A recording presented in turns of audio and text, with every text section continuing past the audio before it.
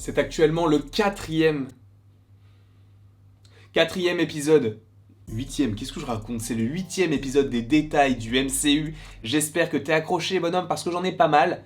Bah, il y en a 6. Pour ceux qui ne connaîtraient pas forcément cette petite rubrique, je vais dans cette vidéo te donner 6 easter eggs de 6 films différents, peu importe la phase 1,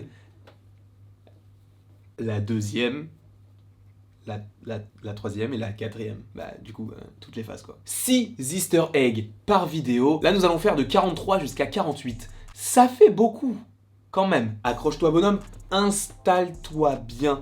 Prends des petits frichtis, prends des petits trucs à grignoter, prends un petit truc à boire, mets un coussin dans ta nuque, pose-toi et profite un peu de la vidéo qui est la deuxième de la journée. Il y en aura 3 aujourd'hui, ça fait beaucoup. Mais, je t'ai dit, on est là. Alors on est là. Commençons tout de suite avec Avengers, l'ère d'Ultron, sorti en 2015. C'est donc le deuxième film qui rassemble les 6 Avengers originaux, peu importe, dans le MCU. Et justement, dans ce film, qui est le méchant? Bah c'est Ultron, puisque le film s'appelle l'ère d'Ultron.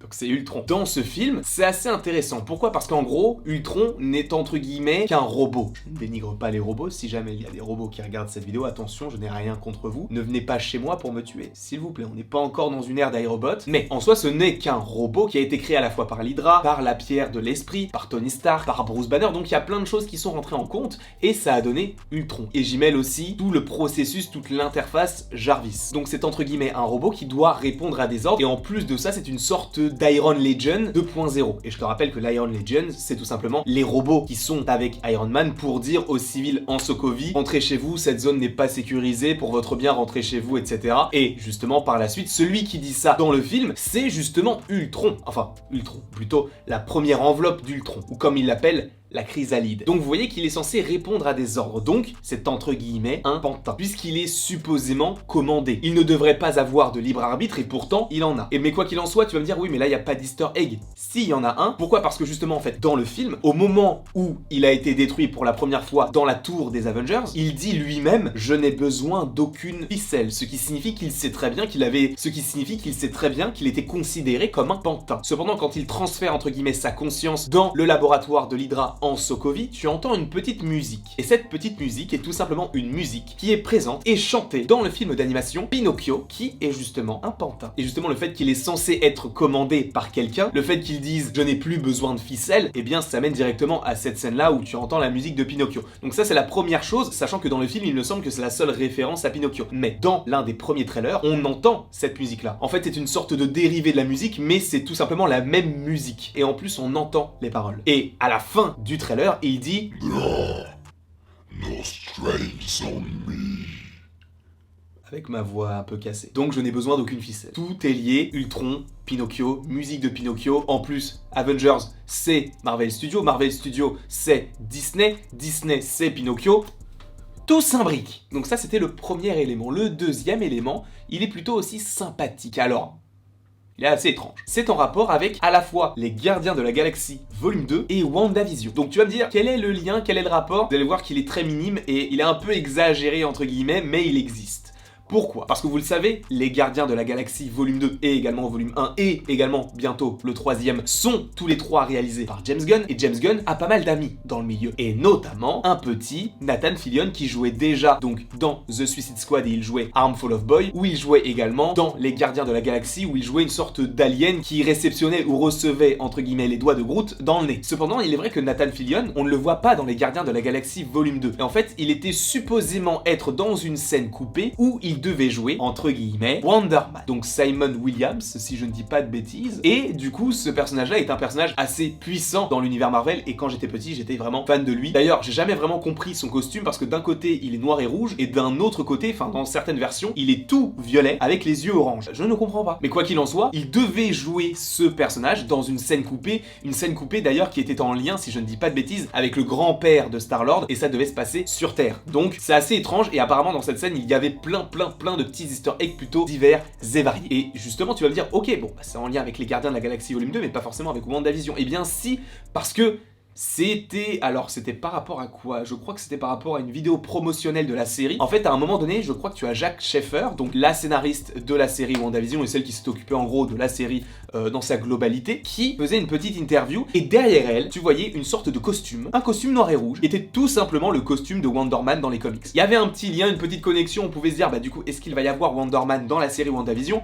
Au final, pas du tout, mais la rumeur existait et c'était plutôt sympathique de se demander s'il allait arriver ou pas. Il n'est pas arrivé, c'est bien dommage. Mais en tout cas, il y avait bien une scène coupée dans laquelle il devait arriver sous les traits de Nathan Fillion. Ensuite, on passe à un film qui est passé un peu, malheureusement, entre les mailles du filet MCU. C'est un film qui n'a pas trop marché, c'est Endgame. Je sais pas si tu connais Avengers Endgame, un petit rassemblement d'environ une centaine de personnages, bon, avec plus ou moins d'importance, mais en tout cas, pas mal de persos qui sont très intéressants, hein. Quand je dis 100, ça concerne également les Ravageurs et tous les sorciers qu'on connaît pas, hein. Donc évidemment, ça fait plus d'une centaine. Au début de ce film-là, tu as, à un moment donné, Captain America, 5 ans après, qui organise des meetings pour savoir si les gens vont mieux et s'ils réussissent à vivre sans les personnes qu'ils ont perdues. Et visiblement, déjà, on a un caméo de Joe Russo, qui est l'un des réalisateurs du film. D'ailleurs, ils aiment bien se glisser un petit peu partout, parce qu'il me semble que soit lui, soit son frère, donc Anthony, qui est l'autre réalisateur du film, se glissait également, que ce soit dans Civil War ou dans le film Le Soldat de l'Hiver. Donc ils sont quand même pas mal présents et ils aiment bien se montrer même en caméo. Mais donc tu as d'abord ce petit Joe Russo qui est présent et qui parle et qui se confie plus précisément sur sa relation amoureuse, c'est très touchant d'ailleurs. Mais il y a également un autre petit personnage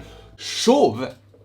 C'est pas le problème qu'il soit chauve. Un jour, on sera tous chauves, d'accord? Mais il est chauve avec des lunettes et cette personne, en réalité, n'est autre que Jim Starlin. Et Jim Starlin, c'est le créateur de Thanos dans les comics. La petite référence est plutôt sympathique dans le sens où tu as le créateur de Thanos dans un film centré sur Thanos. Encore une fois, c'est pas non plus le caméo le plus intéressant et le plus stylé, mais ça reste un caméo comme un autre et j'avais quand même envie de vous en parler dans cette vidéo. Maintenant, nous allons passer à un film qui s'appelle Black Panther. Pareil, il a pas trop marché, il a totalement marché.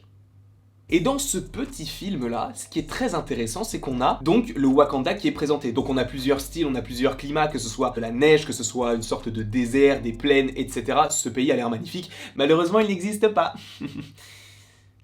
En fait, au Wakanda, il existe une sorte de montagne qui s'appelle le mont Bachenga. Dans le film, le mont Bachenga, c'est là où il y a l'une des plus grosses réserves de vibranium du pays. On ne peut pas être sûr à 100% que c'est là où il y en a le plus parce qu'on n'a que très peu vu le Wakanda. On l'a vu que dans Infinity War et dans Black Panther. Là où il y a justement l'affrontement final, là où il y a le laboratoire de Shuri, il y en a beaucoup. Et en fait, dans les comics, le mont Bachenga, ce n'est pas quelque chose d'anecdotique. Le nom n'a pas été choisi au hasard. Parce qu'en fait, selon les légendes du Wakanda, Bachenga, c'est le nom du premier Black Panther il y a plusieurs centaines de milliers d'années, et donc Bast, lui ou elle-même, l'a choisi pour être Black Panther. Donc Bachenga, en fait, c'est le nom du premier Black Panther du Wakanda, d'où le fait que le mont s'appelle le mont Bachenga. Je veux une série sur le passé du Wakanda, parce que oui, le Wakanda c'est très stylé, on veut savoir ce qu'il y a aujourd'hui, mais moi j'ai envie de savoir comment le pays a pu se construire. Je veux les 5 tribus, je veux voir Bast, je veux voir tout ça, j'ai envie d'avoir du mythologique wakandais. Sinon, je fais rien, parce que j'ai pas de poids, je n'ai pas d'influence, donc je ne ferai rien. Mais s'il vous plaît, faites-le. Vraiment, s'il te plaît. Kevin, appelle.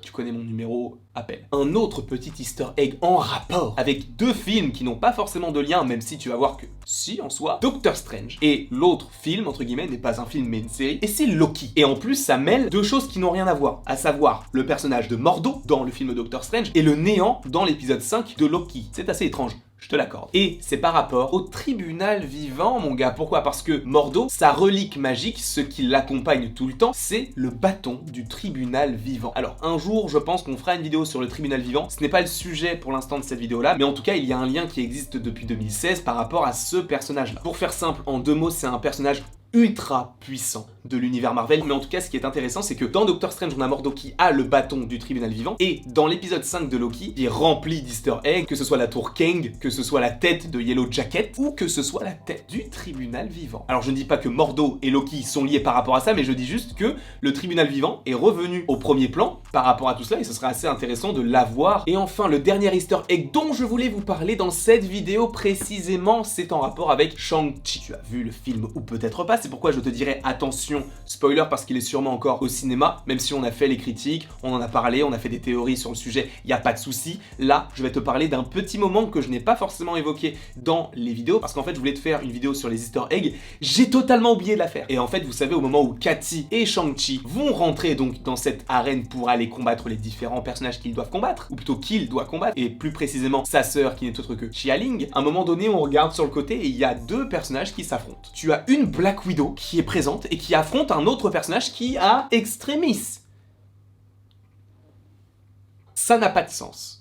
Bon, il n'y en a aucun. Extremis, pour rappel, pour ceux qui n'auraient pas forcément la ref par rapport au MCU, j'entends, c'est tout simplement une sorte de virus qui est présent dans le corps de certaines personnes qui avaient des problèmes physiques, si je puis dire ainsi, parce qu'en fait, à un moment donné, t'avais un personnage à qui il manquait un bras, et Extremis a permis de faire repousser ce bras, mais il y avait quand même des effets secondaires, et du coup, ça s'était introduit dans Iron Man 3. Et donc, tu as toujours dans le MCU des personnes qui ont Extremis en eux, et qui se baladent dans le MCU tranquillement, et qui là, va affronter une Black Widow. J'espère en tout cas que tu as apprécié ces 6 petits easter eggs que je voulais vous présenter, ou plutôt te présenter, parce que j'ai commencé à dire tu, donc te présenter en vidéo. J'espère que tu l'as apprécié, n'hésite pas à l'aimer, à la partager, à la commenter et à t'abonner si cela te fait envie, bien évidemment. On arrive juste après pour une vidéo sur les Young Avengers, et après toute cette longue vidéo, ou Laïus, comme tu veux, il ne me reste plus qu'à te dire à la prochaine, pour la prochaine.